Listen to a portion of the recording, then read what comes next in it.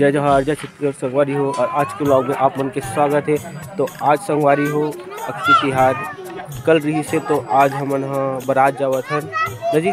कहाँ जात हन? बारात। और ए भाई मन हरे बाजा बजिया, तो अभी हमन निकलथन बारात के लिए। तो संगवारी हो आगे ब्लॉग में बने रहो और देखत रहो, बहुत ही मजा ही एकदम रियल टाइप के बनाथन हमन बनात तो नहीं है, बनात है रियल टाइप के। तो चलो संगवारी हो बारात निकलथन अभी।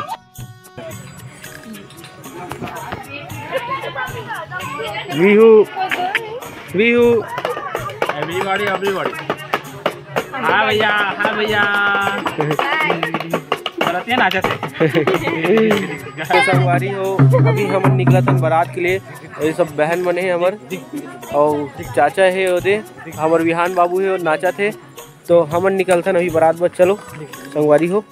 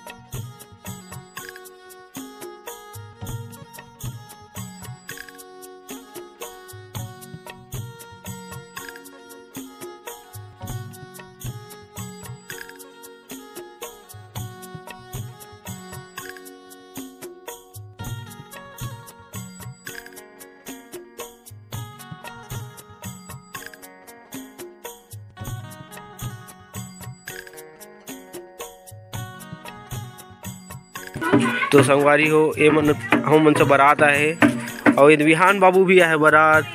वीहू वीहू नहीं देखा था, इग्नोर कर दी। ये वारवा थे, ये पूरा बाराती है रे संगवारी हो। और ये दे दुल्हन के पापा, ये है दुल्हन के पापा, और ये है दुल्हन के ये दूल्हा के पापा। हरो जी हाँ से शर्मा थे संगवारी। और ये हरे कौन है रसो डेढ़ी ना क्यों का दादी है अच्छा ये यामिनी मैडम हरे, और ये बाजा बजाने मन हरे।